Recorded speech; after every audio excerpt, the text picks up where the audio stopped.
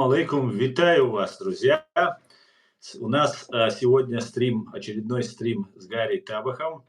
Вы его все знаете, все его любите и уважаете. Сегодня мы немножко задержались, но еще объявление. Сегодня должен был быть стрим у нас в 7 часов с Аядом Идиговым, с президиумом правительства Чеченской Республики, но по техническим причинам Аяд не смог, и как раз получилось, что Гарри смог. Вот так Гарри, работает. Вот так Всевышний работает, да. да. Спасибо, мой дорогой друг Аслан. Очень рад тебя видеть в хорошей форме, в хорошем настроении. Салам алейкум, мой дорогой. Александр, шалом алейкум. Шалом алейкум. Сегодня мы поговорим обо всем, как обычно, но и, конечно же, ситуации в Украине. В Киеве в любой момент, Гарри меня предупредил, может прерваться энергоснабжение, и он может нас покинуть, если интернет прервется. Так что, если что, будем как на минном поле, как говорится. Гарри, вот сейчас сразу перейду к делу. Друзья, напоминаю вам, задавайте вопросы. Вы можете, я буду зачитывать. Стрим у нас идет в ТикТок, и стрим идет у нас в YouTube. В ТикТок Гарри вас не увидит, но я зачитаю комментарии, которые вы будете задавать. Задавайте, у вас есть уникальная возможность воспользоваться вот таким вот случаем и пораспрашивать Гарри, о чем вы захотите. Витаю вас, Флэш, Валейк Салам, Шамиль, всех я вас, друзья, приветствую. Гарри, самая главная наболевшая тема, которая сейчас происходит, это то, что Россия фактически, на мой взгляд, уже капитулировала. Много разных таких вещей, которых, может быть, нам хочется в это верить, потому что ситуация складывается не в пользу России, и это не может не радовать ни одного нормального человека. Как обстоят дела? Какая ситуация? Вас бомбят каждый день. В прошлый раз стрим у нас с тобой не получился, вас там активно атаковали, когда вас вести. Помнишь, когда мы с тобой планировали? Как сейчас ситуация? Расскажи, пожалуйста. Ну, ситуация все равно, они все равно атакуют. Вчера были сильные атаки на Харьков, бедный Харьков, и на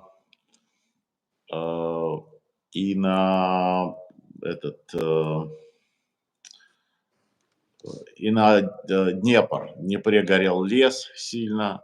Но в Киеве, вы сами знаете, что бомбили и дамбу, то есть это военное преступление. И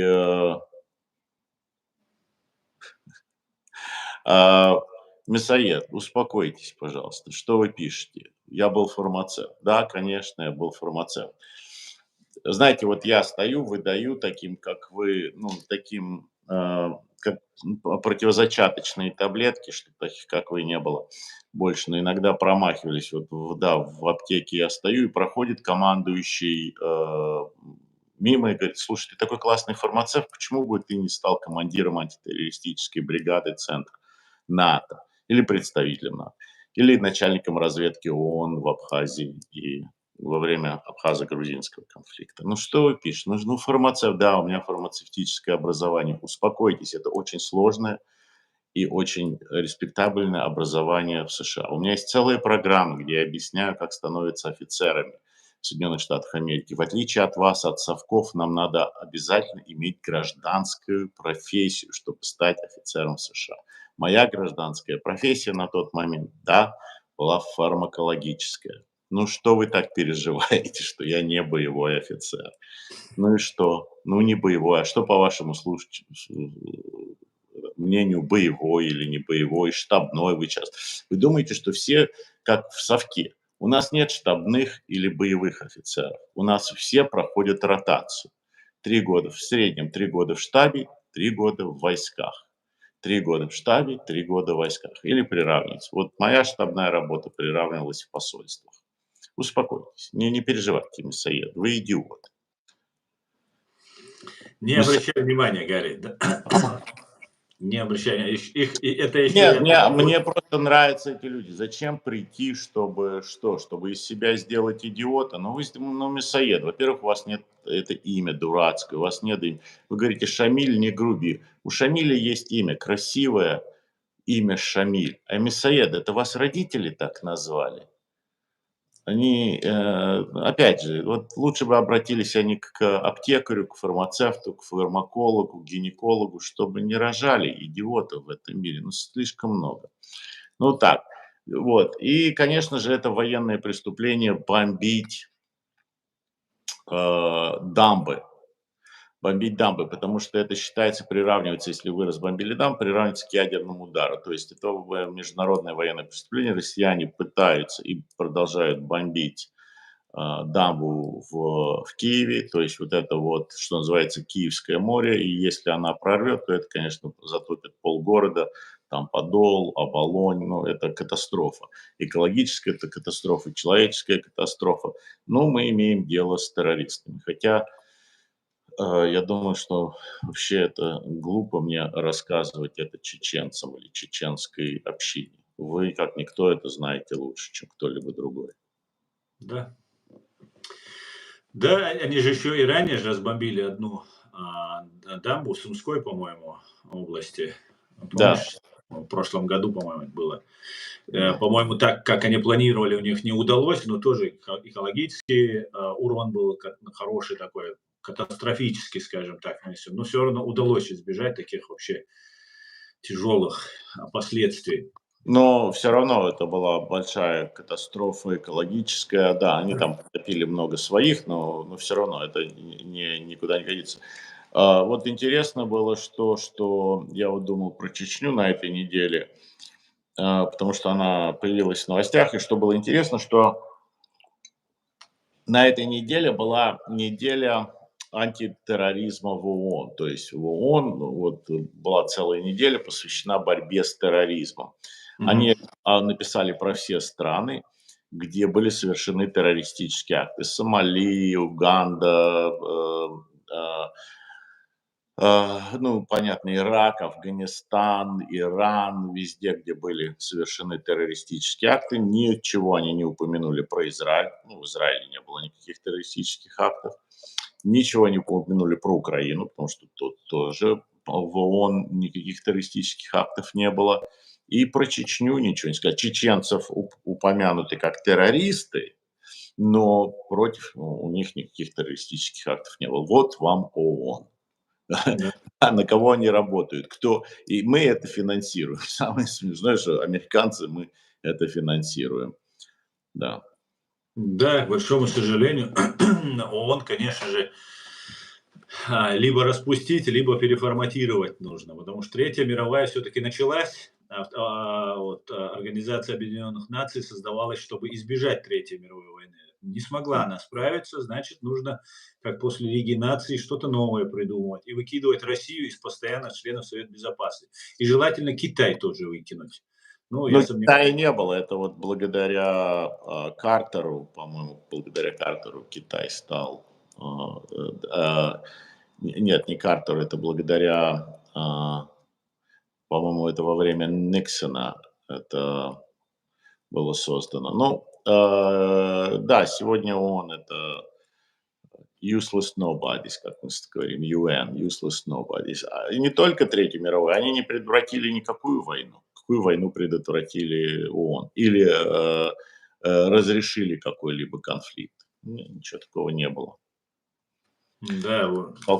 Бестолковая организация, которая, наоборот, поддерживает терроризм. Ну, мы видели, что в зданиях ООН их представители сами участвовали вот в этом ужасном акте в Израиле 7 октября прошлого года. Да. Гарри, как ситуация в Израиле? Ну, тоже тяжелая, как и везде. Там идет война нам на несколько фронтов. Не воюют, по-моему, на 5 фронтов одновременно, как обычно. Интересно вот что значит, израильтяне пару дней тому назад освободили заложника, бедуина, мусульманина, Араба, да. араба, у которого 11 детей. И тоже все молчат, никто это не упоминает. То есть Израиль – это агрессор, пытается убить всех мусульман, всех арабов, всех их детей, вот они такие злые. А то, что это Хамас, террористическая организация, взяла в плен, в заложники, он израильский гражданин, араба, мусульманина, который там работал во время этого. Год его продержали, он еле живой. Израильтяне с риском для своих солдат освобождают его, залезают в эти туннели, освобождают его. Вот лечат, сейчас выплатят огромную компенсацию из израильского бюджета. И вернули его в его семью. Вот об этом никто не говорит. Потому А что, это да. вырывается просто из общего контекста, Ну что да, евреи враги мусульман, и тут это как-то не котирует. ну да, конечно, как и вот эта вот поездка, ну, Андрей Николаевич Ларионов, я считаю, как раз хотел с тобой, дорогой мой друг, обсудить, вот, Андрей, наверняка видели многие чеченцы, это видели эм, аномалию путешествия Путина к Кадырову. Мгм. Вот что там происходило. И как они оба говорили, что они оба пехотинцы. И тот пехотинец, и этот пехотинец на пехоты у них. Да, Два я видел пехотинца. это видео, и вы даже вырезал. Бандит и КГБшник. Значит, оба пехотинца. Ну, знаешь, как мне показалось то, что там произошло с Илларионовым, я не согласен вот в этом месте. И он прилетает в Беслан, становится на колени, типа свечку поставил, бандюга такой, в церковь пошел, ну, типа на смерть он идет. Ставит свечку, 20 лет он не ставил свечку, не вставал на колени перед теми, кого он убил там в Беслане, встал и поехал к братве. Приехал к братве, и их нужно же зарядить на смерть. И он им объясняет: мы все пехотинцы, парни, давайте. И Ларионов же делает, что, ну, задевает Илларионова, как любого русского империалиста, на мой взгляд, он русский империалист, Гарри, и он, белый царь к нему пришел, ему обидно, что Путин сказал, что он тоже пехота. Но Путин же сказал не потому, что опустился до уровня там своей пехоты, а сказал, потому что сейчас такой момент, так нужно, чтобы их всех бросить в огонь. А в огонь их нужно бросать против своих генералов, ФСБшников и, в частности, военных, которые очень сильно недовольны вот этой деятельностью.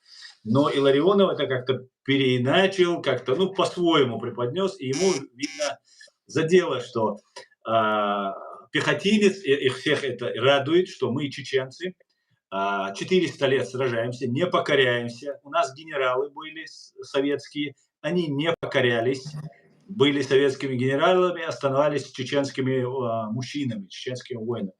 И вот эта ситуация для еврея, ну, мне кажется, будет самая понятная ситуация, если вот вы деретесь с арабами там 80 лет последние, допустим, и потом вам говорят: ну ладно, закроем проект Израиль, вы будете частью великого арабской империи. Парни, вы воевали, они вас люто ненавидят, все как бы мы это все знаем, и вам нужно быть частью вот этого арабской империи, арабского этнонационализма. И каково будет состояние любого еврея, если ему предложат вот такую ситуацию? Я Но думаю, что некоторые будут радоваться. Я не веду, некоторые кадырёвцы тоже радуются. потому что это мы можем перевести как угодно, но Андрей Николаевич Ларионов много-много раз выступал за независимость Чечни. Он ушел с высочайшей должности в государстве из-за Чечни, потому что Чечне не давали независимость. Он как раз всегда выступал за независимость Чечни. Я думаю, что он, наверное, больше говорил, что Путин, я согласен тут с тобой, что Путин поехал в это центр обучения спецназа в Чечне, призвать их к войне. К войне. И я с тобой тут согласен. Наверное, он больше их призывал не воевать, не так уж воевать с украинцами, как следить за своими русскими генералами. То есть, потому что лояльность у этих людей к русским генералам, наверное, нулевая. Пусть они будут там на путинской стороне, они кадыровцы, и у них, может, лояльность к Кадырову, но к Путину, но к генералам путинским нет. А когда он себя ставит там наравне с чеченским народом, что он такой же пехотинец, как и они все, то, конечно, он играет. Ну, нет. Андрей Николаевич, он всегда выступал за независимость. В этом случае он не имперец. Он всегда выступал за независимость Чечни. Он говорит, что он не думает, что Россия распадется на какие-то части, но за независимость Чечни он выступал еще в 2000 каком-то пятом году, когда Беслан случился, и вот он из-за этого ушел от Путина с его службы, сказал, что он не может служить в правительстве, которое занимается геноцидом целого Да, народа. я слышал эту версию, да, совершенно верно. Он сказал, ушел из-за событий в Беслане в 2004 году. Просто я обычно привожу такой пример, Гарри, что Бесланская школа, вот захват детей, там погибло 186 детей, там захват людей, и были дети, 334 убитыми, и 186 из них детей, не считая захватчиков школы. Там около 40 еще захватчиков убито было. И до этого, я ее называю не первой школой Беслана, а 226-й школой. Потому что 225 школ в Чечне было уже уничтожено. И в каждой, если брать по 186 детей, выходит 42 тысячи детей уже было убито. И эти террористы, которые захватили, это я считаю шагом отчаяния, актом отчаяния я это называю, они это сделали, их требования были перестаньте убивать нас, наших детей. И до этого, до 2004 года, я не хочу сейчас оспаривать твое отношение к Андрею Илларионову. Я уважаю твое мнение, Гарри, и просто я хочу высказать свои взгляды, что до этого было 225 школ, и Андрей Николаевич не уходил от поста. Но это так, он имеет право, он нас считал, наверное, недостойными, чтобы за наших детей уходить, а осетинских он посчитал достойными. Либо была какая-то другая причина, может быть, не будем сейчас вдаваться в это. Но Слушай, я тебе тоже так скажу, что будучи это не была его профессия, он занимался совершенно другим, он занимался экономикой. Но я человек, экономика. который занимался как раз этим вопросом всю свою карьеру. Я вот первый раз от тебя такое слышу. Я не знал. И я не знал. Многих вещей мы не знаем. Многие вещи нам не докладываются. А если докладываются, то эти вещи настолько отдаленные или настолько, знаешь, Нереальными кажутся некоторые или вещи. нет, или опять же искажается эта информация, искажается. Я опять же, это очень так вот сейчас, конечно, смотреть ретроактивно назад, то как казалось бы, ну, конечно, это было понятно, это было ясно. Сейчас смотреть назад и думать, ну, правильно, а чем мы тогда на Чечню не обратили внимания? Если бы весь мир тогда обратил на Чечню внимание, на что, к чему призывал Андрей Николаевич Илларионов в 2005 году, то, может быть, сейчас ситуация была совершенно другая. Но многие не знали, многие не понимали. Так и сейчас происходит, знаешь, сколько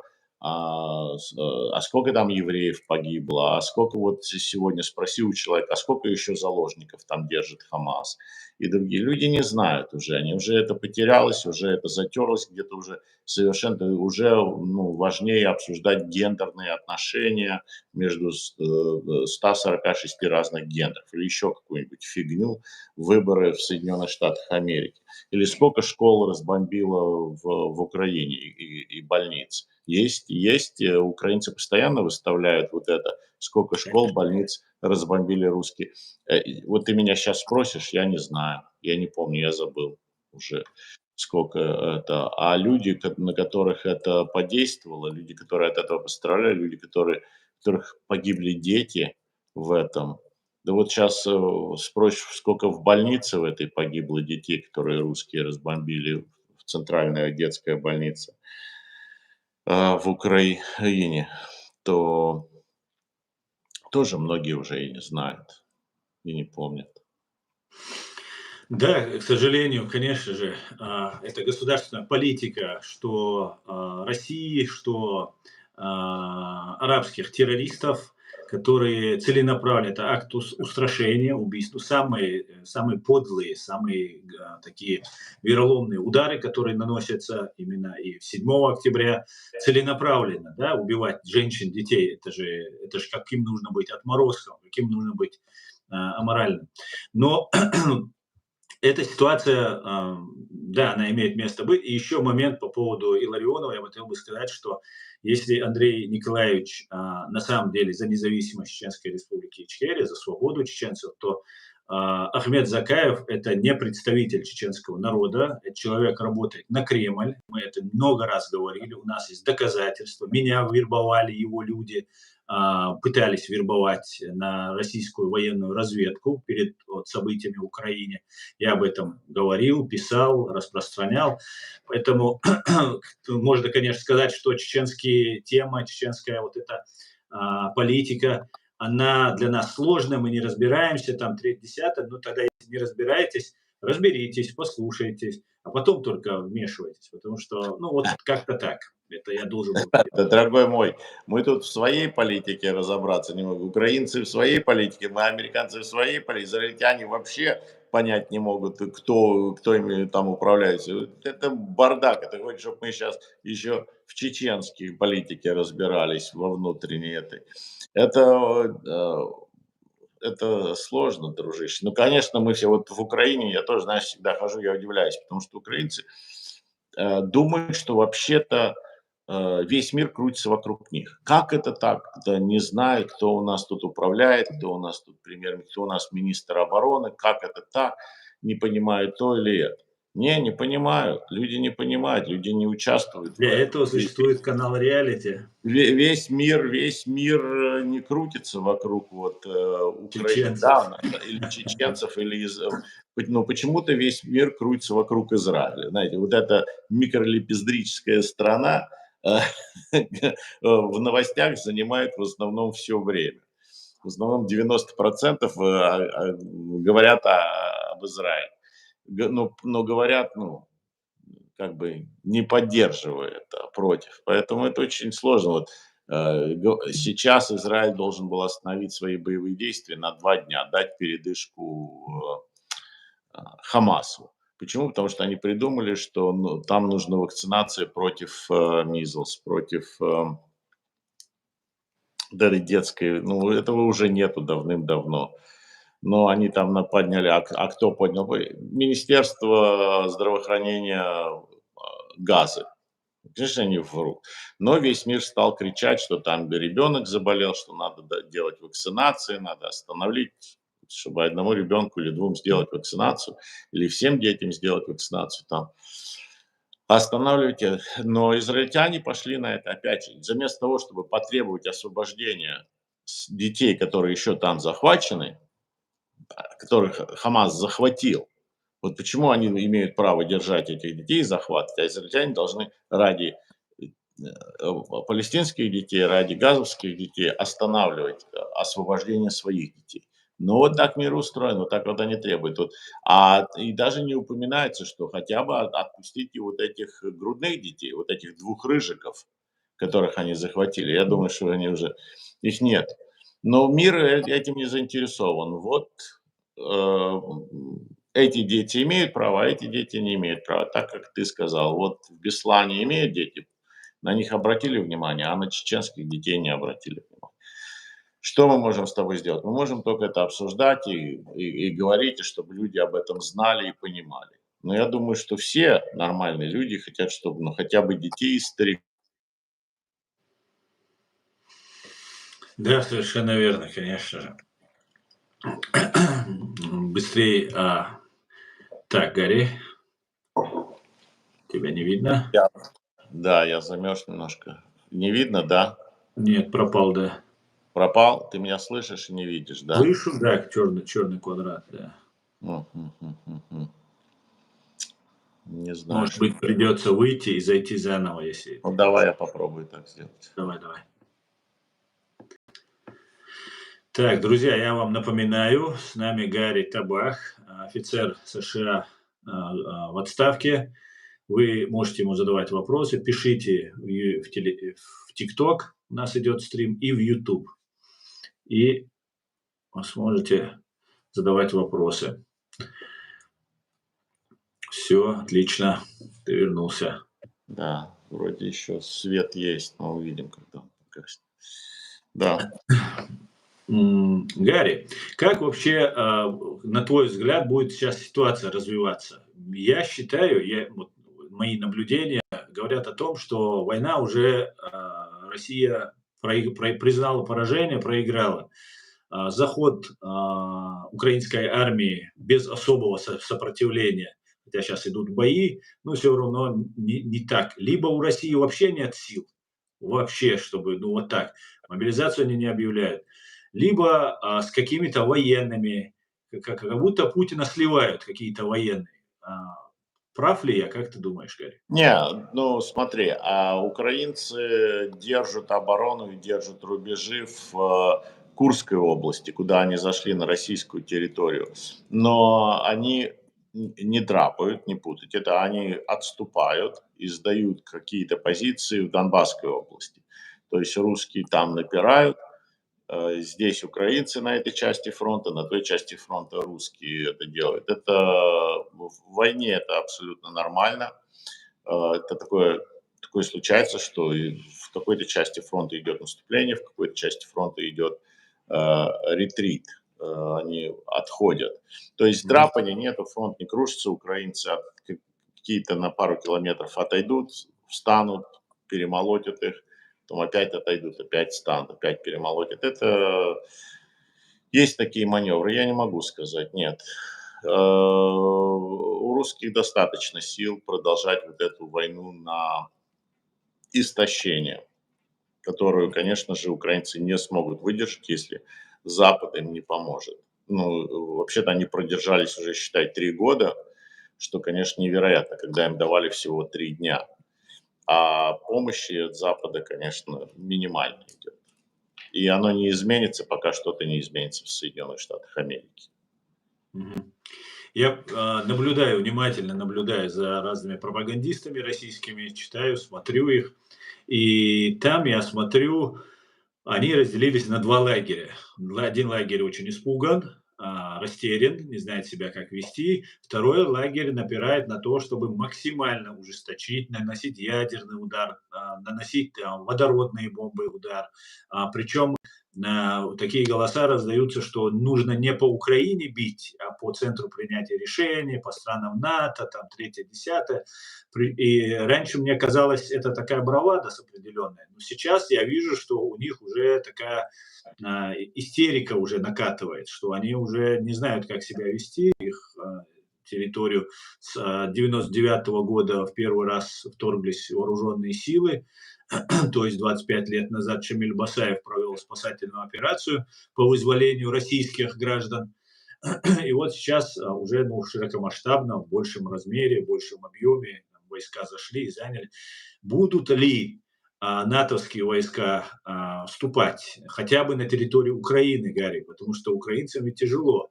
И они грозятся ударить по Западу и так далее, и, возможно, даже ударят. Проведут здесь какой-нибудь теракт с какой-нибудь грязной бомбой. У нас в Германии здесь военных отравить пытались, воду там отравить пытались. Вчера взрыв произошел на военном заводе, который производит взрывчатку. Один пропал без вести, двое тяжело ранены. И тоже есть, возможно, это тоже может быть диверсия. В этом смысле будет ли именно военная поддержка? Добровольцы, отпускники, там присутствуют голоса, голосы, речи мы иногда слышим иностранные. А будет ли вообще полная такая, мощная такая поддержка всего НАТО? Ну, на сегодняшний день нет, я не думаю, потому что, опять же, с теми лидерами, которые мы имеем сегодня на Западе, и в Соединенных Штатах Америки, нет. Это не ястребы, и в основном они в сговоре с Путиным, то есть они за него, они не хотят, чтобы Украина победила. Эм, и, Поэтому, но, в принципе, солдат НАТО в Украине, они не нужны. Нужны довольно-таки простые вещи сделать, и Россия проиграет. Россия отойдет и не сможет использовать никакого своего ядерного оружия, не запугивать им. Все, что нужно сделать, это опустить цены на нефть.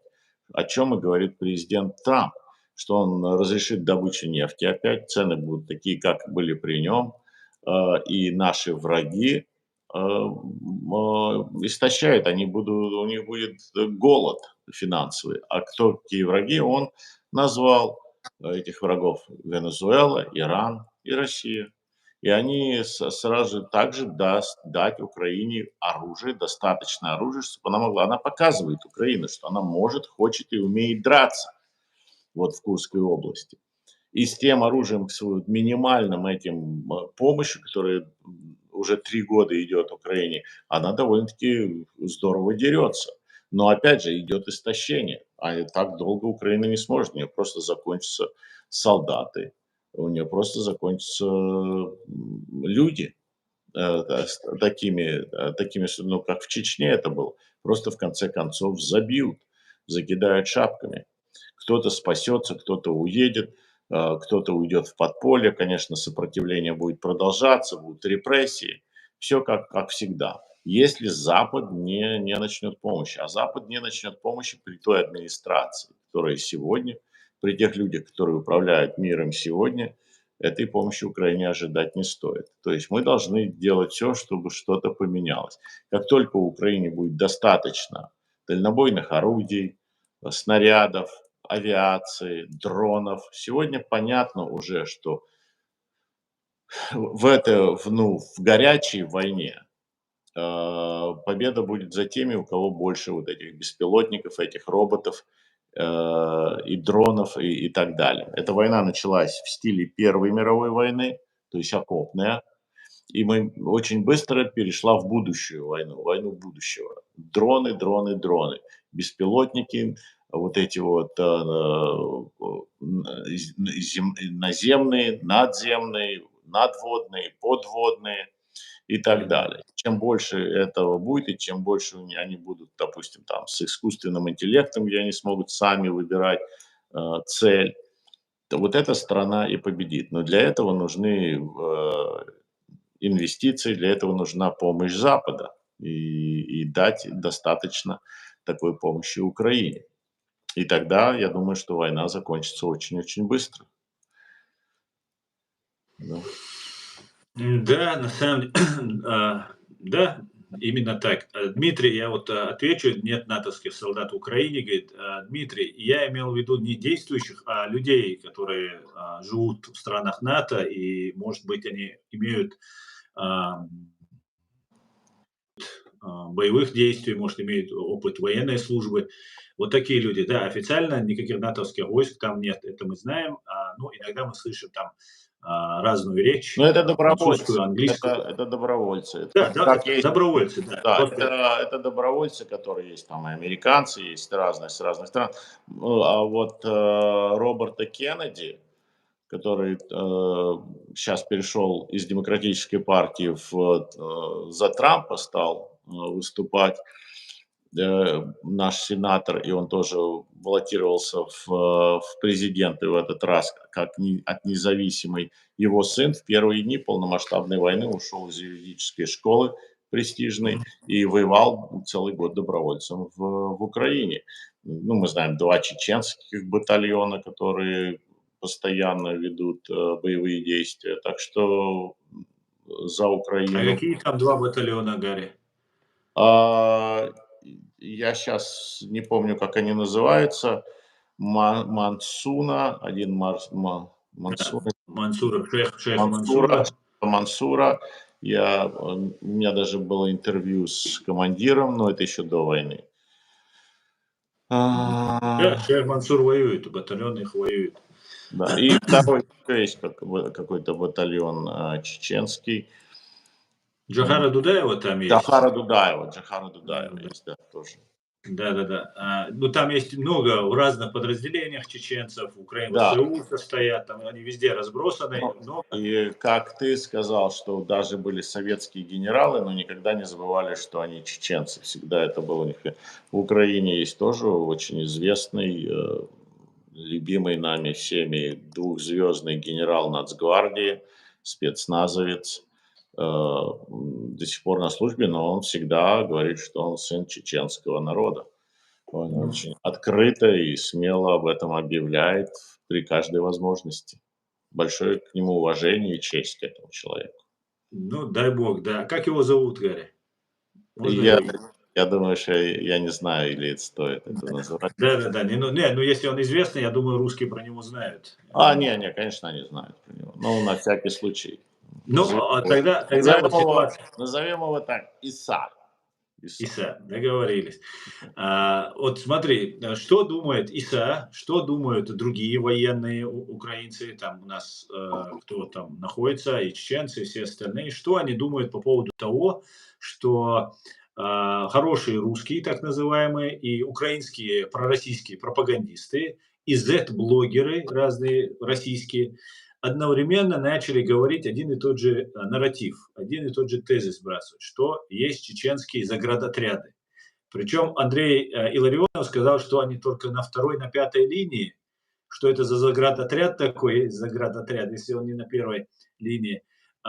И почему сейчас, ранее еще, Гарри, смотри, какая тут ситуация, что потом вы говорили, не говорили, что вы не знаете, потому что канал реалити вам расскажет всю правду про чеченскую тему. Кадыров Рамзан сказал, что еще в прошлом году, по-моему, когда они уже поняли, что Украине им ничего не светит, он сказал, что мы должны пожертвовать, попросил Путина и сказал, пожалуйста, Владимир Путин, пожертвуй чеченским народом, чтобы помирить два братских народа, украинские и русские народы. И эта программа, она хорошо легла на некоторые уши и сердца в самой Украине. И вот распространяется вот такой вот нарратив, чеченский заградотряд. Я как чеченец, который большую часть своей жизни прожил в России, я помню, что такое нарратив чеченский террорист, чеченский след, Я чеченский тоже бандит, это помню. Я это чеченский хорошо террорист. помню, да. Но да, ты, ну правда, ты на той стороне был, а я тот, который это все на себе испытывал, находясь в России, внутри России. И какие притеснения. Вообще Москву я узнал по следственным изоляторам, когда я узнавал, знакомился с Москвой, и по больницам. Да, всех больных, раненых с Чечни привозили в больницу, я встречал, провожал, и в отделениях полиции либо я там сам находился, либо кого-то я ходил вытаскивать. И так я узнал Москву, и знаю ее теперь лучше любого таксиста московского. И вот смотри, ситуация складывается одновременно. Войска, я считаю, что Россия уже проиграла, она будет выводить войска, они сами уже, русские, говорят о том, что будет массовая сдача в плен их войск в Украине. Это сами они, их депутаты говорят, что уже все бесполезно, будет массовая сдача в плен, мы не должны теряться, под Москвой сдалось там несколько сот тысяч, мы все равно победили после этого немцев, и вот сейчас мы должны там, даже если мы сдадимся, займем оборону в Москве и будем обороняться здесь там и так далее, и так далее. Но вот эта вся негативная масса, негативная энергия, которая будет выводиться из Украины, кто-то бегством, кто-то после сдачи в плен, будет возвращаться домой, нужно найти крайнего. Крайнего. И крайний самый удобный, как в мире бьют евреев, также в России бьют чеченцев. Это самое любимое занятие у русских – бить чеченцев. Бить, оскорблять, наезжать. Причем так сдалека палкой так. Бывает, когда к собаке боишься подойти, к волку, и бьешь его. Вот так предпочитает. Как ты считаешь, если вот это будет происходить, вот этот генерал Иса, уважаемый Гарри, который тоже чеченец, кстати говоря, напомню, еще много других чеченцев, которые там воюют, они должны что-то сделать, чтобы вот этот нарратив, я понимаю, нужно вывести, но мы постгеноцидный народ, у нас нет сейчас сил воевать с Россией, хотя мы не сдались и не покорились, но я бы хотел бы этого избежать, этого сценария. Есть там такие твои, а, как их сказать, сограждане, сочеченцы, которые готовы не дать этим нарративам распространяться, ну, хотя бы в Украине. Русские-то, ладно, распространяют. Ты знаешь, я вот первый раз это слышу от тебя. Я не слышал такого. То, что,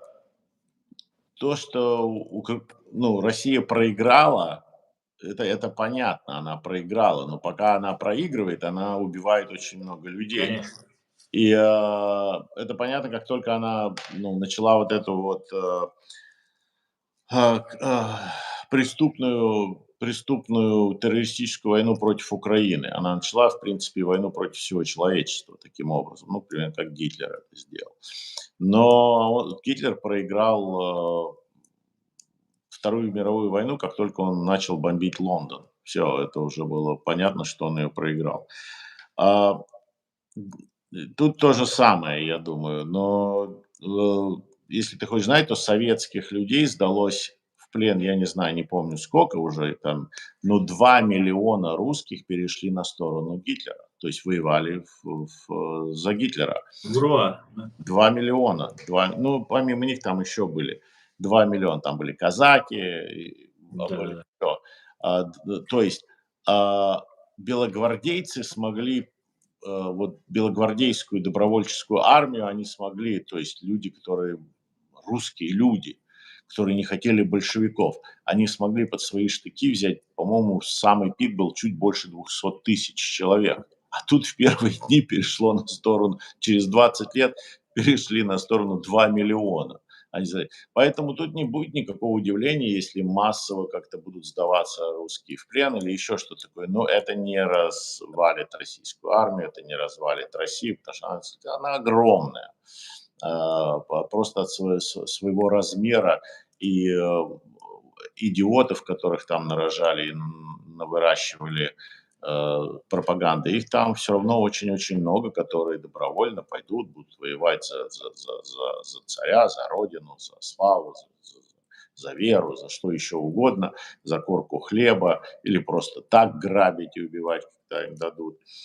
Поэтому я не могу сказать, что это приведет к какому-то...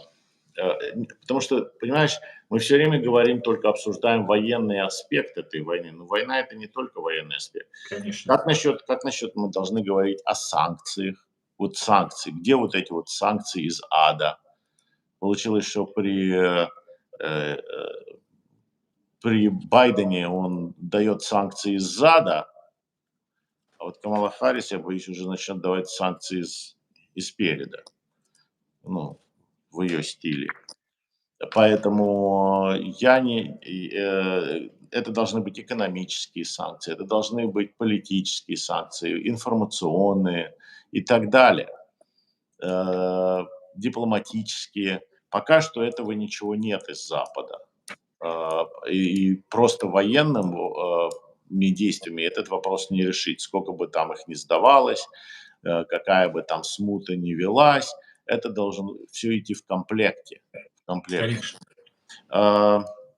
И, конечно же, вот эта вот путаница с чеченцами, с кадыровцами, с ичкерийцами, многие люди думают, что это, некоторые думают, что это все одно и то же, а некоторые думают, что это все 3 разных каких-то страны или 3 разных народа. Понимаешь, потому что это близко тебе и в твоем окружении в чеченском, включая меня, мы еще хоть что-то там понимаем или что-то вникаем. А люди, которые у них нет времени в это вникнуть, они занимаются какими-то своими делами, важными делами, там, работают и так далее. Это очень сложно им все понять. И они просто говорят, когда все это закончится, когда все это закончится, когда эта трагедия закончится. Эта трагедия не началась в 2014 году или в 2022 году, эта трагедия началась намного раньше. Эта трагедия, опять же, в Грузии эта трагедия началась везде. Это, наверное, началось, вот я всегда говорю, что это, наверное, началось с Чечни Да, в начале 90-х годов. Не говоря уже, что это началось в Чечне там 500 лет там началось. Но в нашу эпоху, наверное, это началось уничтожение, геноцид чеченского народа в 90-е. И надо было ожидать, что это будет распространяться. Просто мы никто, включая меня, мы никто не видели так далеко. Мы не видели, не было этого видения, не было понятно, кто такие чеченцы. Да и сейчас люди путаются. Вот недавно скандал в Украине был. Я так и не понял, по-моему, ты мне тоже это прислал. Я просил всех своих чеченских братцев объяснить мне, что тут ляпнул Зеленский. Начался скандал, что кто-то из его окружения убивал чеченцев или так далее. Опять же, каких чеченцев, про кого он говорил, ничего непонятно. Может, он говорил про кадыровцев? Может, Ну, он он подразумевал, конечно, их, но, да, согласен. выразился, но оговорился, да? Не оговорился, у него особая любовь к чеченцам, я полагаю. У него особая какая-то любовь. А они-то ему что сделали, я не знаю. Ну, видимо, может, там, он же там извинялся перед Кадыровым еще до начала, до Вот. президентства своего. Там, А это он не саркастически делал, не в клоунаде какой-то? ну, как бы это как бы было и шутка, но при всем при А, этом это были извинения такие, как будто без таких. он, а, наверное, просто не понимает, что у чеченцев другое чувство юмора, чем у одесситов. м, А, Да, это надо аккуратно это делать, конечно, потому что ты можешь обидеть религию, нацию, культуру, потому что в твоей культуре это дозволено. Кстати, я тебе говорю, что будут искать, на кого это свалить, и русские, как обычно, в своем стиле начнут гнобить и обвинять чеченцев во всем. Вот мне понравилось, что ты это сказал, потому что ты знаешь, у меня очень-очень близкий мой, ну и ты его знаешь, сам друг чеченец, который вот мне, как бы как сказать, привел в чеченскую диаспору.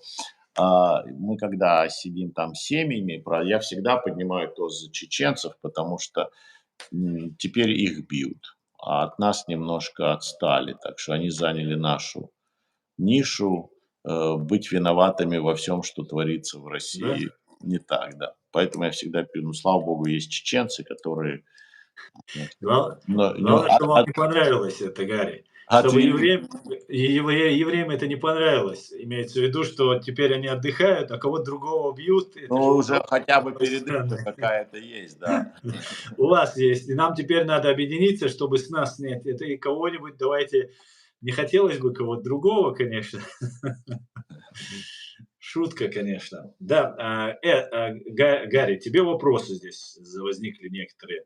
Ливан Кочерава задает вопрос. После выборов в Америке будет ли политика Америки принципиально и жесткой в отношении России, чтобы убрать эту Российскую империю с Кавказа и признает ли Америка государственность Ичкерии? Это Ливан Кочерава, наш грузинский друг.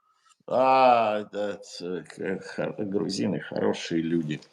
Я думаю, что мы все этого хотим, но реально я не думаю, что это возможно. То, что если придет новая власть, если придет Трамп, я думаю, то будет жестко с Россией разговаривать, просто потому что он, не потому что он любит Чечню или Украину, а просто потому что он захочет показать, что такое лидерство в мире. Он захочет показать как и внутри нашей страны, так и снаружи, что такое настоящий лидер, а не вот эти вот большевистские, значит, продажные политики. А, ну, признание, это, наверное, будет сложно. Это все сложно, потому что и так много проблем, которые надо решать, которые имеют очень острое значение сегодня. Ну, война в Израиле, война в Иран, это ядерный, Северная Корея, Украина с этой войной. Тут тебе еще и Чечню, значит, добавок дают. Поэтому я думаю, что Чечня занимает, если реально так на это смотреть, я думаю, Чечня там занимает, если там Украина занимает там 42 место, то Чечня занимает 142 место. Эту проблему решить. Пока они до нее доберутся, уже сменится очень много. Я не думаю, что кто-то Чечне поможет, кроме Всевышнего. В том смысле, что, может быть, это мы сегодня говорили как раз на программе у Александра Шелеста, что если Россия, когда Россия развалится на какие-то куски, вот тогда Кавказ сможет получить свою независимость, и вот тогда, конечно же, будет уже возможность признать его как независимого и вернуться к тому времени, когда и был Кавказ независимый от России отдельно. Но для этого должно, ну, много звезд должно сойтись для этого. Ведь все советские республики не признали независимости, пока Советский Союз не развалился. Кроме, ну, Балтийских республик, они всегда Странно. признаны отдельно, но ничего по этому поводу не делалось. Им от этого легче не было. Э, кроме того, что их первых признали независимыми, как только Советский Союз развалился. А так, пока Россия не развалится на какие-то части и Кавказ не станет независимым, ну, тогда да, тогда признают. А так пока и так с Россией до хрена проблем. Заниматься чеченским вопросом, я думаю, никто из политиков не будет. Не в Европе, не в США. Мгм. Ну, смотри, Гарри, как получается. Ну, я, чтобы все знали, я с Гарри отношусь с большим уважением, но у евреев, у чеченцев обращение на «ты». Вот он меня старше, поэтому я называю на «ты». Поэтому, раз мы говорим на русском, вообще-то я должен по правилам с тобой говорить на «вы». Но, Я тебе скажу, просто мы друг друга давно знаем, и мы близкие по духу товарищи. И я же воспитывался и вырос, учился с белогвардейскими внуками, и они все говорят на «вы». Они там маму, папу тоже на «вы» называют. да-да. А, Они на «ты» только обращались редко, и это было больше, ну, как бы унизительно. Поэтому я сам часто говорю на «вы», но если кто-то со мной приходит на «ты», я перехожу на «ты». Я не слежу за этим «вы», «ты». Но машинально я говорю на «вы», просто потому что мы с ними так разговаривали. И они между собой так разговаривали, а я, ну, Мгм. как Как мне к нормальный, тебе обращаться, на «вы» или на «ты»? как нормальный тинейджер, я просто... Нет, ну мы с тобой уже сколько лет, я не знаю, 10 лет на «ты» разговариваем, что мы сейчас перейдем на «вы». Да.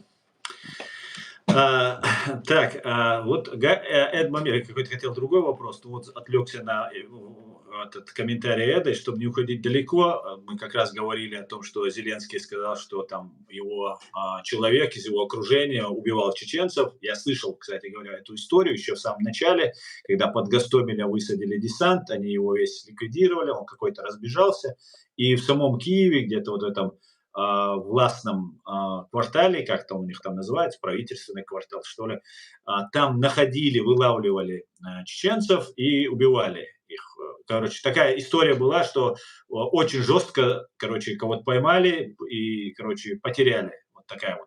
Слух такой тогда был на эту тему. Неизвестно, это были мирные чеченцы, которые проживали, но были связаны с Кадыровым. Реально это были диверсанты. Ничего этого мы не знаем. Зеленский сказал, что это были чеченцы.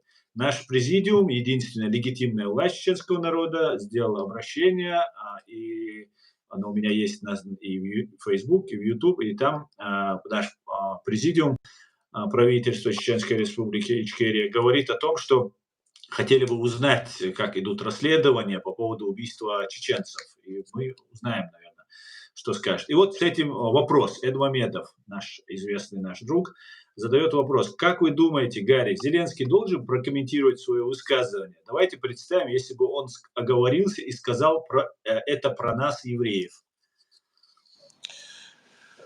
Э, Сидит такой президент Украины и Нет, говорит, да вот знаешь, евреев убивает он, и поэтому я его держу рядом, потому что Масад его может кокнуть.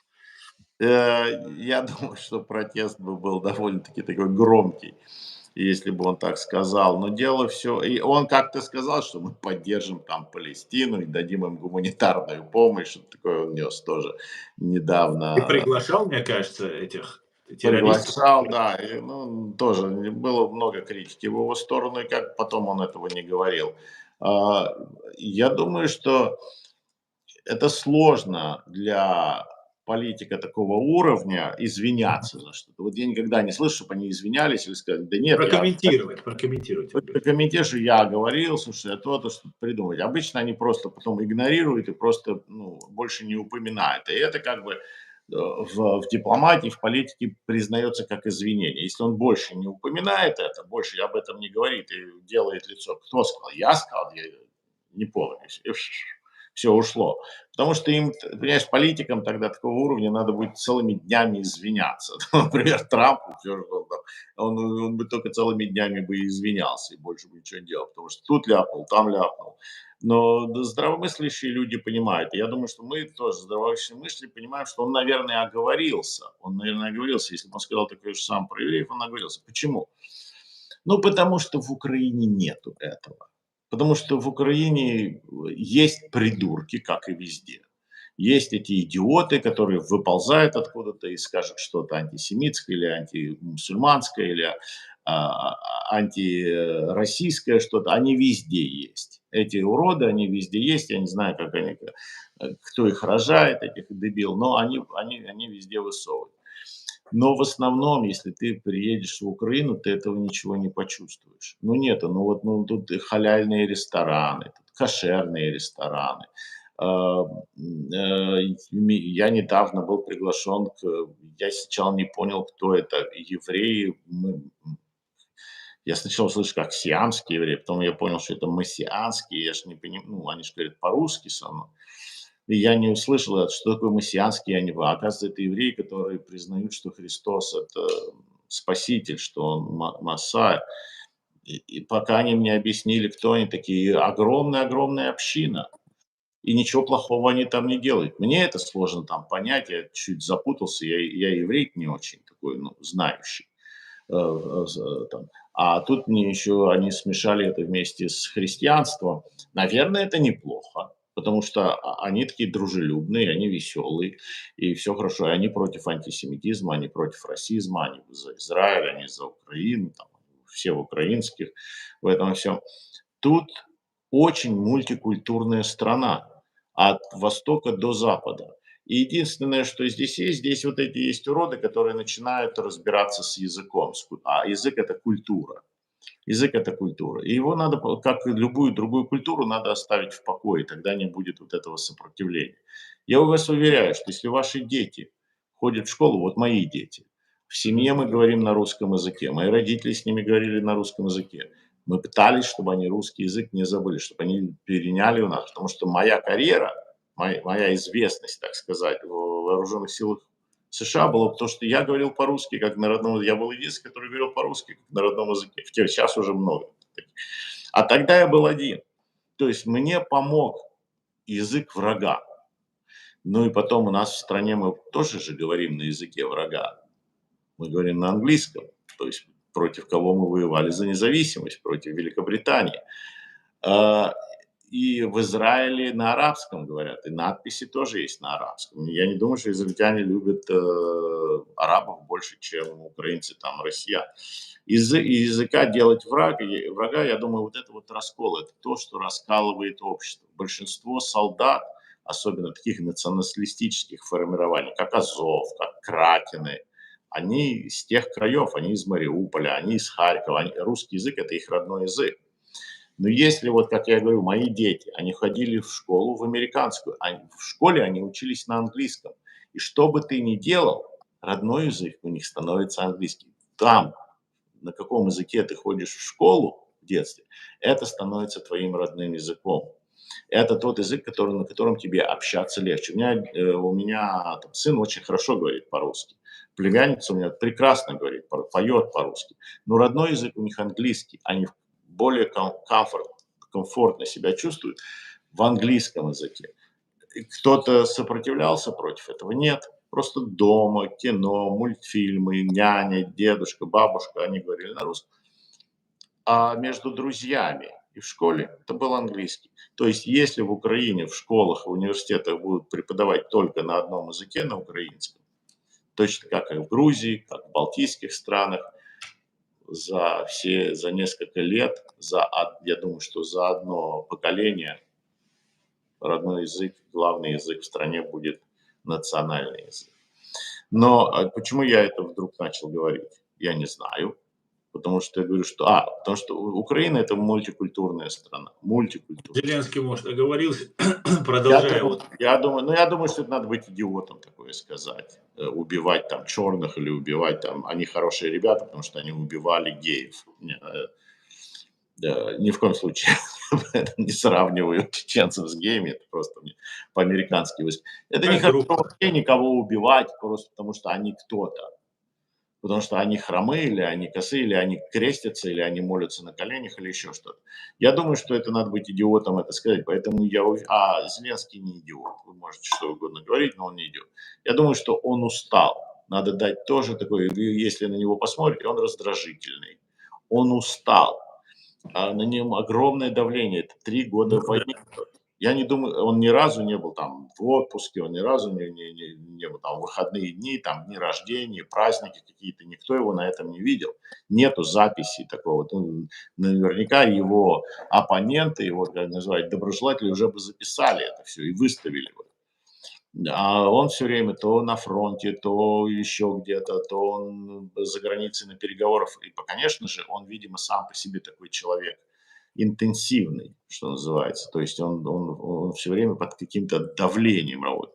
И я вам скажу, все вот эти, так как у меня сын тоже актер комедийного жанра, все эти люди хи-хи-хи, ха-ха-ха, это снаружи они хи-хи-хи, ха-ха-ха, а внутри они под огромным давлением. Они все время должны показывать себя в хорошем настроении или еще в чем-то. И это очень, я думаю, что он просто устал. Это от усталости человек начинает оговариваться, человек начинает путать слова. Я не думаю, что он специально сказал, что эти люди хорошие парни, потому что они убивали чеченцев. Ну, это глупо. Я думаю, что все здравомыслящие люди подумают, что он просто оговорился. В продолжение к своему вопросу, Эд Мамедов пишет, высказывание пана Зеленского я понял как призыв госслужащим Украины: убивайте чеченцев, и у нас будет у вас будет привилегированное право сохранить госдолжности, а старые грехи амнистируем. Приблизительно так услышал наш тоже чеченец, еврей, американец. Вот так он услышал. Ну, я думаю, что каждый услышал по-своему. То, что я услышал, я не понял, потому что я не говорю по-украински. А он говорил быстро и опять же, таки интенсивно, с большой Эмоционально. концентрацией в лицо у него было напряженное. Поэтому я предпочитаю вообще, понимая его характер, этого человека, я не думаю, что он вообще, у него есть какие-то российские а, э, наклонности. Я думаю, что он как раз такой, наоборот. Ну и у него же в правительстве много людей разных национальностей, разных этносов, разных религий. Э, и министр обороны, по-моему, мусульманин. Да, крымский татарин. Поэтому у него нету этих, я думаю, тенденций. Вы можете его обменять в чем угодно, конечно. Я не думаю, что это одна из его а, слабостей, так можно сказать. Я думаю, что это оговорка. Хорошо. Давайте дальше. Гарри, что можем сделать и как повлиять на тех, кто поливает грязью нашего президента Трампа? Про Ичкерри, я думаю, мы должны стучаться во всевозможные двери для признания. Это Эд задает Э, тебе такой вопрос. Он э, тоже за Трампа. Твои... ну, просто, ну, с этими стоять от этих людей подальше. Те люди, которые сегодня поливают Трампа грязью, неважно в какой стране, вы уже ну, с ними уже разговаривать не о чем. Это идиоты. Это, как сказал Илон Маск, это умственно отсталые, а как сказал Михаил Ясович Веллер, это идиоты. Ну что мы сейчас, если за все эти годы они не поняли, кто такой Трамп, что он пытается сделать, они продолжают его обливать грязью, но они обливают не только его грязью. Если кто-то выступает за Трампа, как Илон Маск, как Такер Карлсон, которые меняют свою позицию, сначала были против него, теперь за, они тоже моментально становятся врагами и моментально их начинают обливать грязью. То есть эти люди или проплачены, или они идиоты. Но и в том, и в другом случае о чем с ними говорить? Что мы можем сделать? Ничего мы не можем сделать. Единственное, что мы можем делать, это избрать Трампа в президенты США. И таким образом доказать им, что они не правы. Мгм. Евгений, наш израильский подписчик, наш старый подписчик, наш друг, Евгений говорит: Гарри, евреи не критикуют Зеленского только из-за уважения к Украине, которая сейчас воюет. Скажу мягко о нем: человек, кто так относится к собственному народу, никогда не сможет любить и уважать другой народ. Поэтому я слышал недовольных, конечно же, и Зеленским в том числе. И вот одно из таких высказываний. Мы, видимо, имеем разное окружение евреев. Евреи в моем окружении так его критикуют, что даже иногда мне приходится сказать: ну, ребят, ну, подождите, ну, так, тоже, ну, то есть все грехи на него. Не, он имеет в виду публично не критикует, Вот Евгений. еще как критикуют. Они и публично его критикуют, и так критикуют. Ну, значит, заслужил, значит. Один только есть такой Сергей Поярков. 3 раза в день у него выходит программа, где он ничего на свете хуже, Зеленского вообще в мире нет. И он живет в Украине, он здесь, в центре города, я его вижу. Это не, критикуют его еще как. Еще как они его, м, иногда даже у меня такое впечатление, что, ну, чересчур помимо Трампа, вот, его критикуют сильно. Ясно. Ну, Здесь заслужила, если, наверное, да. Это же да, можно. конечно, мы живем в свободной стране, в свободном Да. мире, и, конечно, если человек заслужил, мы должны говорить. Но он заслуживает иногда вот этой критики, конечно же. Не, И вот власти всегда надо критиковать. Просто, конечно, это сложно делать, когда она воюет. когда воюет, да, И совершенно. Об воюет этом Евгений говорит как раз. против силы, которая, ну, превосходит их в десятки раз. Вот это сложно критиковать. Ну, Да, история рассудит, да.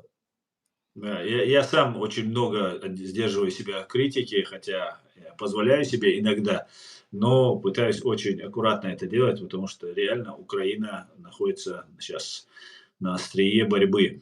Заканчивая комментарий Эда Мамедова, он выражает благодарность. Хочу сказать огромное спасибо Гарри за этот стрим.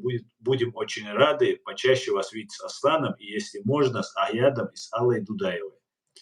Это пожелание зрителей. Желание зрителя – это закон. По желаниям трудящихся, конечно же, мы будем. Да, Дело в том, что я скажу, что мы общаемся с Асланом часто, и Аслан мне все время говорит: давай вот этот день, и это моя вина, я все время откладываю, потому что то электричества нет, то у меня еще что-то происходит. А, к сожалению, вот так получается, что стрим у Асланов вот в этот момент, когда я обычно или разговариваю с Соединенными Штатами Америки, потому что там утро, или я на какой-то встрече, или еще что-то, так что вот эта задержка, это была моя вина, и ни в коем случае не Аслана. Он делал все возможное.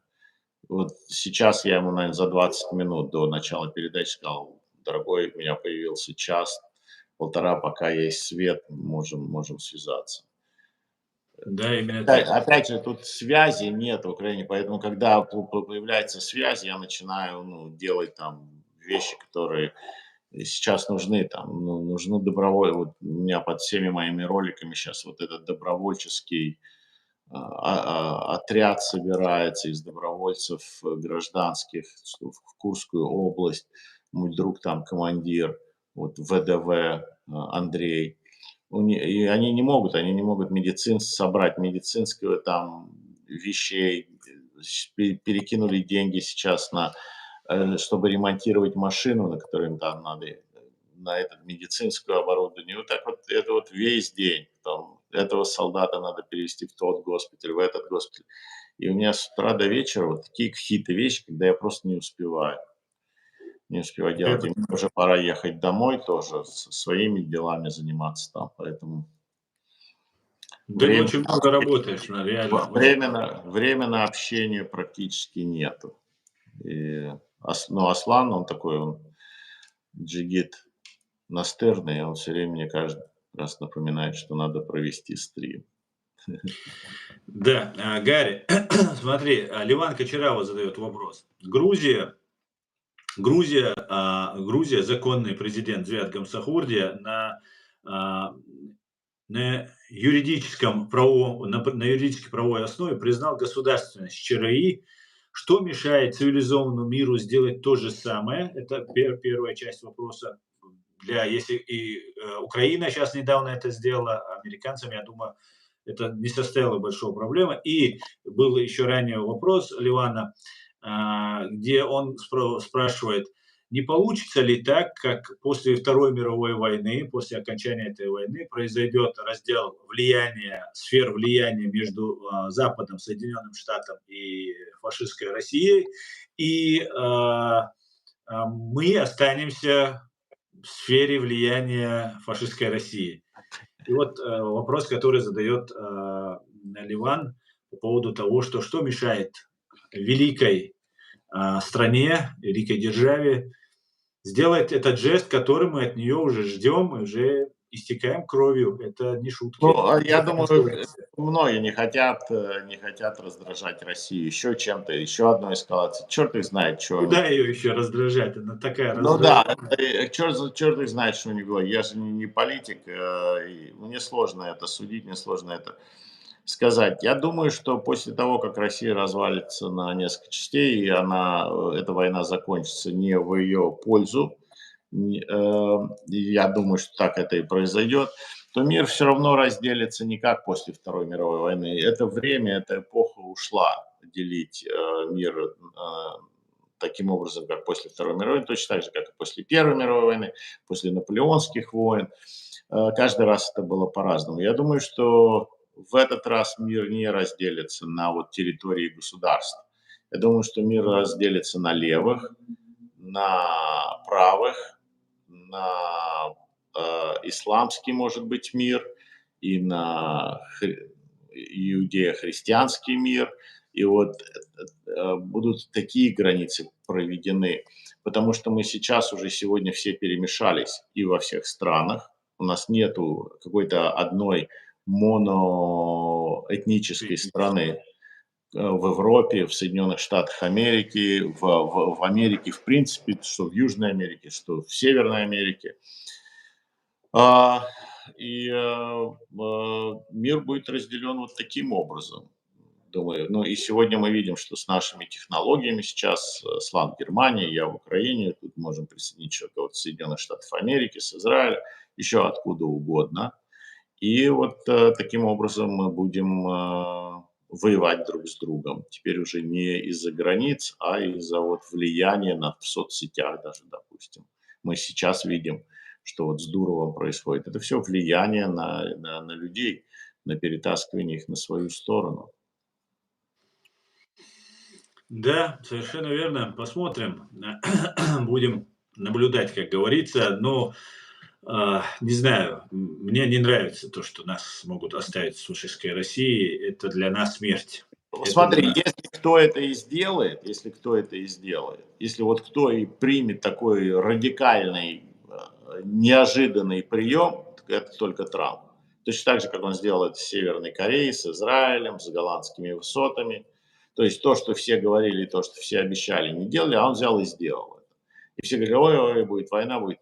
Так что если даже такое кто-то из лидеров сможет сделать, то я думаю, только Трамп может принять такие радикальные решения и признать. Я не вижу, что кто-то другой это мог сделать. Даже из тех кандидатов, против которых он шел в республиканской партии. Никки Хейли нет, Десантес, не думаю. Потому что они все равно были частью истеблишмента. Ну, может быть, Рамасвами, но тоже не думаю, потому что он против разборок за границей США. Только внутри США, а вы там в Европе и в остальном мире делаете, что хотите.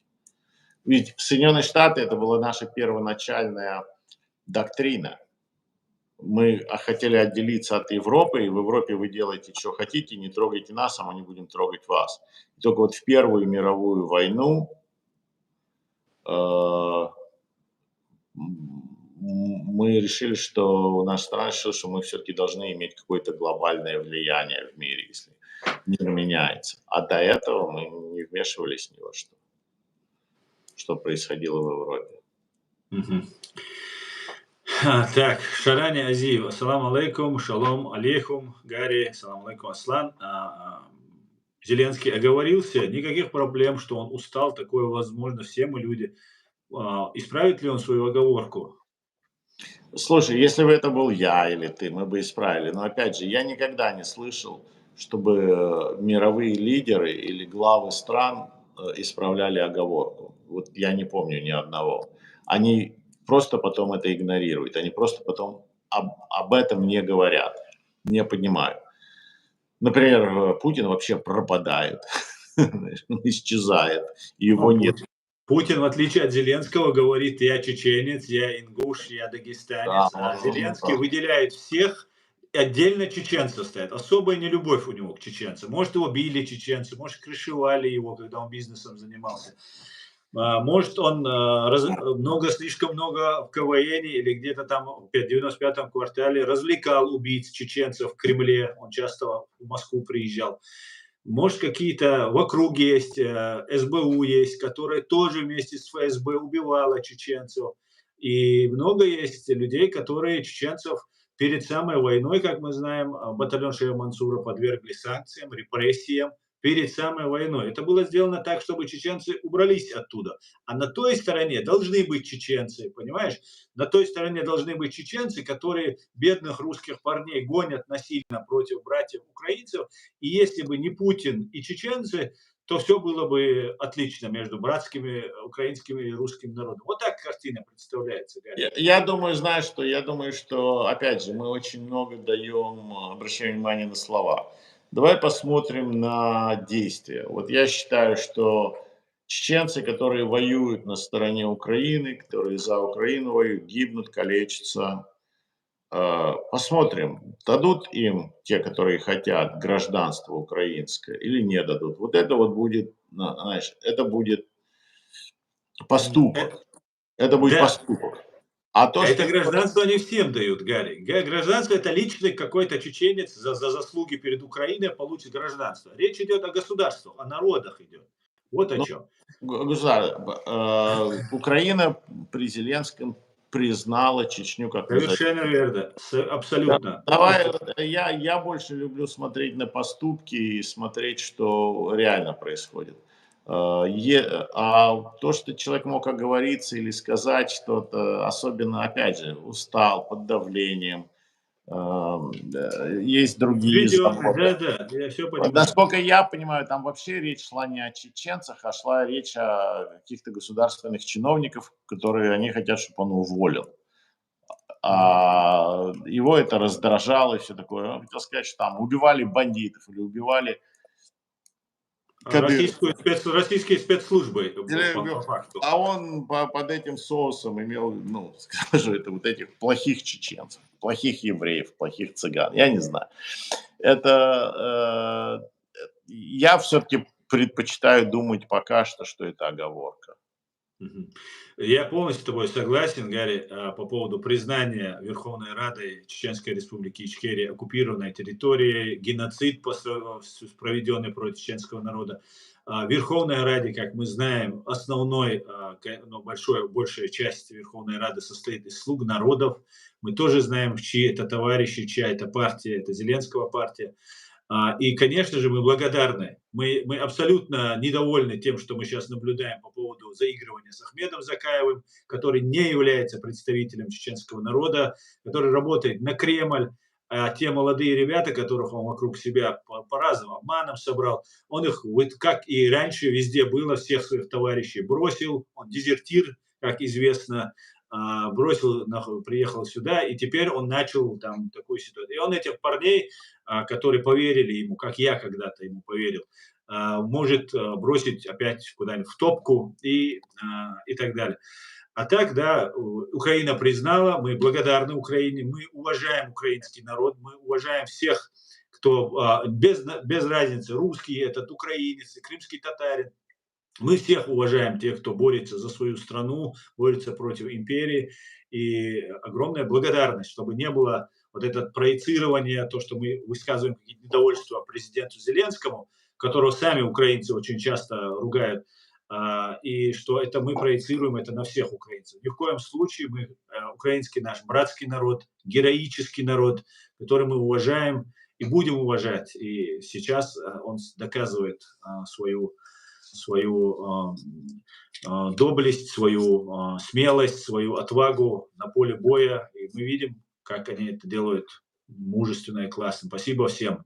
Спасибо всем. Так, дальше я тогда перейду к вопросам, комментариям. А, Речь, ну, дальше затронула вот эта тема всех. Речь о критике Зеленского за полное отстранение от собственной этничности и пренебрежительное отношение к ней. Человек, кто так относится к своему народу, имеется в виду, не способен по-настоящему уважать и любить чужое. Это говорит Евгений, который наш подписчик из Израиля. Ну, это как комментарий, чтобы, Гарри, ты, наверное, его тоже видел. Нет, я не видел этот комментарий, я не, но да, здесь согласен. Надо уважать себя, чтобы уважать других. Конечно, да, конечно. Эд вопрошает, Гарри, как вы думаете, когда и как закончится война? Я надеюсь, что она закончится победой или перемогой Украины. Победы не будет, потому что очень много людей пострадало, погибло. Но перемога будет. И думаю, что это будет расколом или Российской Федерации. То есть она распадется на какие-то части. Какие-то части будут дружелюбные жить в мире с остальным миром, а какие-то части, наверное, останутся вот этими агрессивными, ну, с какой-то там неполноценностью величия и так далее, с которыми нам придется долго еще разбираться. Я не знаю, я не предсказатель. Это такая мое желание, можно сказать, больше, чем предсказание. Но будет это все зависеть, опять же, от нас. Это будет все зависеть в основном от Соединенных Штатов Америки, кого мы выберем в президенты или кто у нас станет президентом. Я думаю, что мы выберем однозначно Трампа, как и в прошлый раз мы его выбрали, но мы имеем дело с бандитами, с этим мы имеем дело с большевиками, которые фальсифицируют, которые делают все возможное, чтобы этого не было. Тамаз Велиадзе, я вижу, спрашивает меня: Гарри, вы грузинский еврей? Тамаза, это такой комплимент с вашей стороны. Я не, нет, я не грузинский еврей, хотя, может быть, было бы и неплохо. Они, грузинские евреи, очень умные и правильные, горские евреи, в принципе. Они самые такие, которые, ну, правильную еврейскую жизнь ведут, горские евреи. И нет, я ашкеназийский еврей. Это считается, по-моему, в еврейской, в нашей иерархии, это самые такие не очень правильные евреи, они больше такие больше ассимилированные, можно сказать. Но моя мама говорила, что ее мама, которая умерла во время эвакуации в Казахстане, в Алмате, она была из Грузии. Она была рождена в Грузии и была из Грузии, поэтому, может быть, частично где-то я и грузинский еврей, не знаю. Но многие думают, что есть такая же теория, что чеченцы и евреи тоже имеют отношение к друг другу генетически, потому что из Хазарии, из выходцы. И было много скрещения евреев, ну, этнических евреев с Хазарией, потому что они приняли иудаизм. Ну и чеченцы это представители Хазарии. Гарри, сейчас евреи, это даже этнос, национальность и так далее, но в самом начале любой иудей, любой национальности уже считался евреем, когда так образовывались. Так появились разных цветов кожи евреи, есть чернокожие из Африки, на Кавказе у нас есть евреи. Так ли это? Понимаешь, ну, это такие вещи, они все спорные, кто это знает. У нас в моей семье всегда говорили, что вообще-то все евреи. Только какая-то часть призналась в этом, а какая-то часть еще не призналась в этом. То есть все, кто признал, это Все тот люди, иудей. в моей семье так говорили, что все люди, они евреи, все. Только какая-то часть в этом призналась, а какая-то часть, большая часть еще не хочет признаваться в этом. Мгм. Ну, это шутка, конечно. Это как выглядит там, допустим, тот же наш любимый президент Зеленский, он еврей или кто? что его делает евреем? Он ничего не соблюдает, ничего не знает. Тот же самый Дмитрий Гордон, он не знает никаких еврейских там праздников. Вот ты меня поздравляешь с еврейскими праздниками, а они понятия не имеют, что это такое. Вот еврей они или нет? Или человек, который, вот у нас есть такой татарин крымский, мусульманин, бывший работал помощником главного редактора «Комсомольской правды», он все время бухой. Вот он мусульманин или кто? Если он постоянно пьет, он постоянно пьяный. Это сложно сказать, это у кого как. Ну, это такой стиха Амара Хаяма: «Одна рука на Коране, другая на вине». Такой продвинутый мусульманин. Да, да. Ну, вера – это дело личное личное дело каждого. Да. Да, Я так. ну, и вера, и этнос – это очень сложно сказать, у кого сколько. Ну, мы можем, конечно, по-геббельски сейчас рассчитывать, сколько процентов чьей крови у нас. Но в Украине это почему-то вот люди, они внешне даже красивые и умные.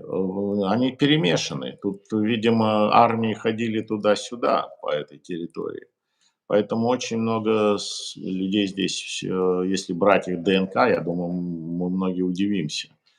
Потому что здесь очень такой видно, это что такие люди разные здесь. И это видно, что все они украинцы, все они этнические украинцы. Гарри, хочу призвать всех, кто как может помогать нам выиграть наши выборы. У нас есть шанс, Трамп сможет призвать Трампа на признание Ичкерии, говорит Эд. Ну, я с Что ним согласен, если кто-то это и сможет сделать, только Трамп. Да, только Трамп. и другие Ну, не так, пойдут на это, на такой эксцентричный шаг, так сказать, политический. мгм. Ну, я тебе могу сказать, как человек, который очень много проводит времени на русскоязычных каналах, на патриотических, там разных Z-каналах. Ну, конечно, некоторые высказывают скептицизм по поводу того, что Трамп им поможет, но есть убежденные, что одна надежда на Трампа, как говорится. Они сидят, вот Эд говорит, что он признает Ичкерию, а с теми Z-патриотами они с ним не согласились. Они говорят, что Трамп – это наше спасение. Только Вот. он может. Я думаю, что они правы, это он их спасение, потому что если люди какие-то хотят быть русскими или оставить Россию, чтобы, может быть, Трамп их спасение. Убрав КГБшный ген, убрав эту ауру КГБшную из России, которую только сможет, наверное, он сделать, он таким образом, наверное, их спасение. Это по-разному можно понять.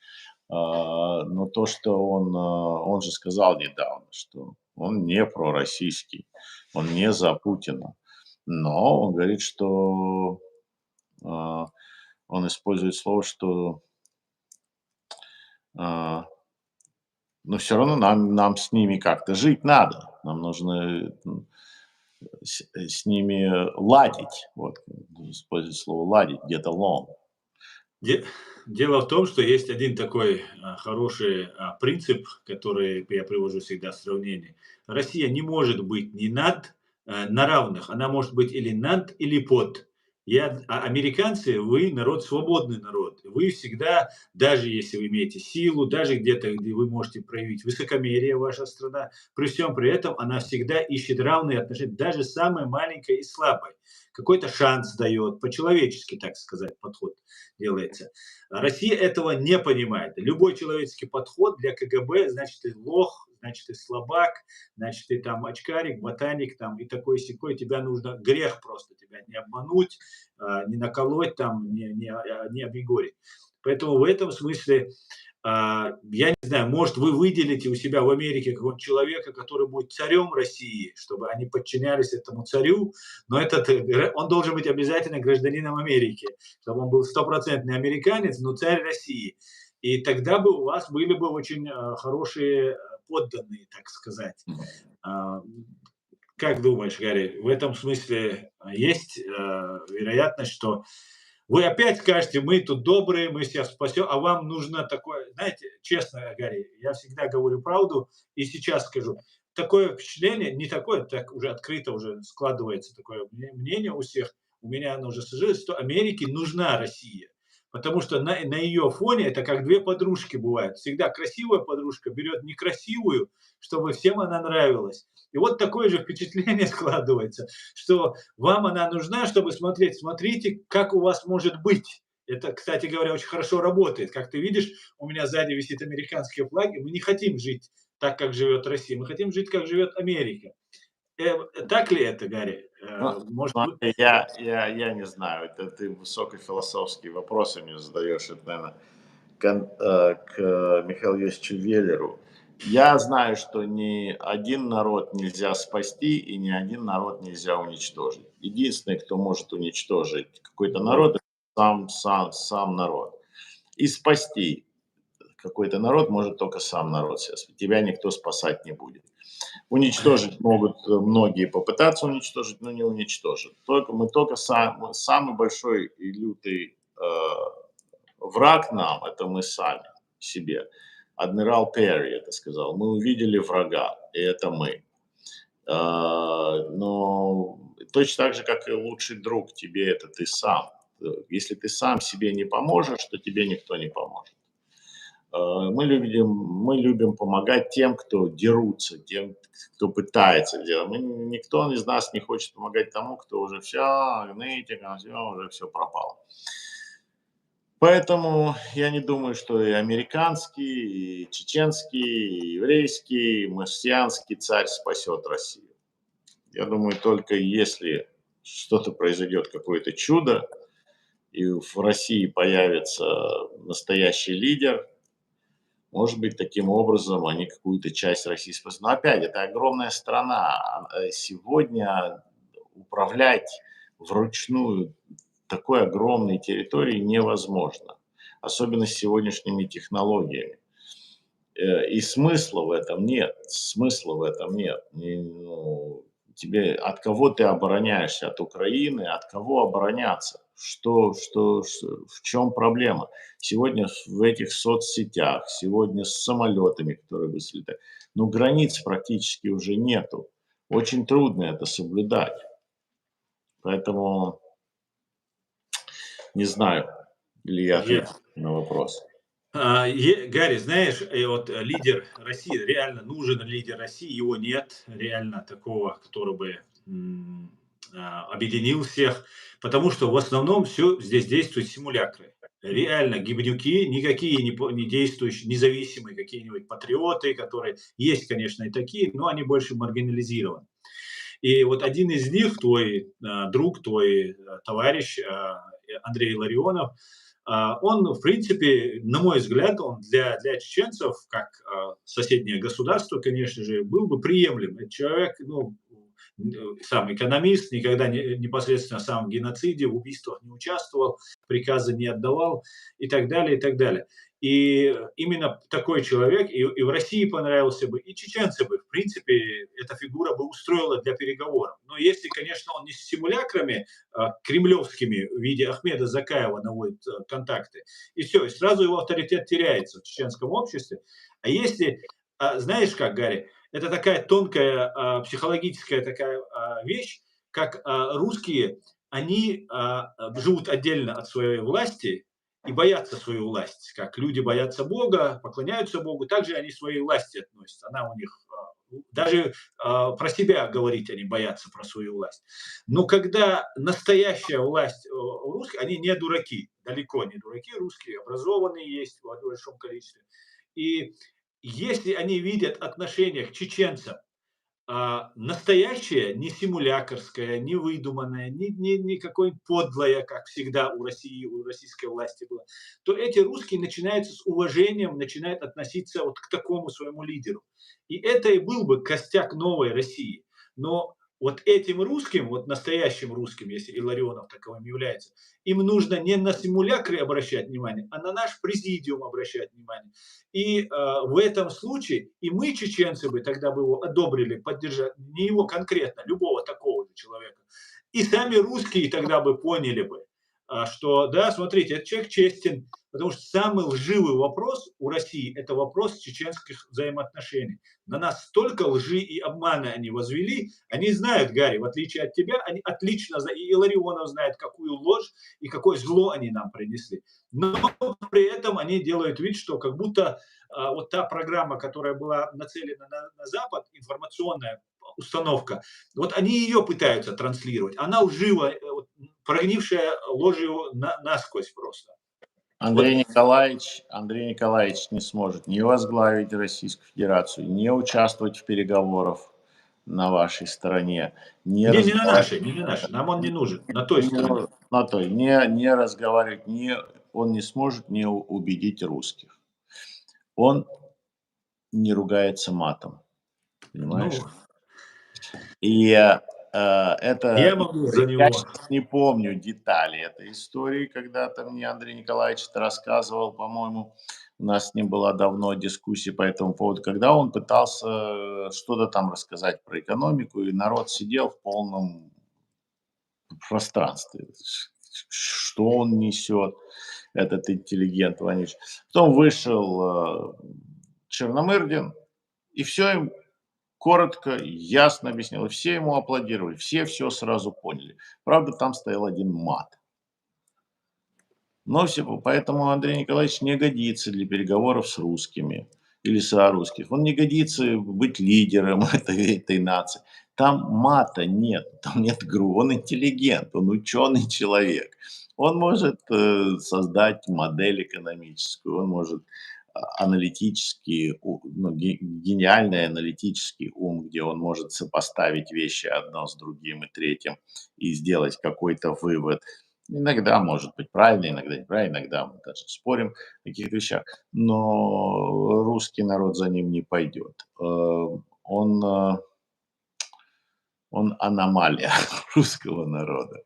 Мне кажется, Гарри, вот если эта ситуация сейчас, на самом деле русские живут параллельно от власти, очень устали от того, что сейчас с ними происходит. Они считают и морально считают, и боятся, и даже морально у них такая установка, что любой, кто сейчас выступает против своей страны, против президента, предатель. Поэтому молчат. Хотя очень много несогласных, и, конечно, не все молчат.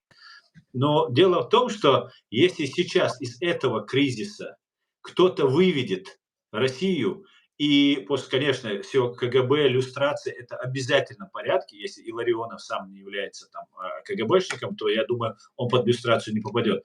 То в таком случае кому Америка протянет руку из русских, кого пригласит, поддержит, чеченцы поддержат, евреи поддержат, украинцы признают, поддержат. И все. В этом смысле я убежден, что у этого человека будет заоблачный рейтинг. Любой человек это может быть. Любой. Ты можешь назвать имя этого человека?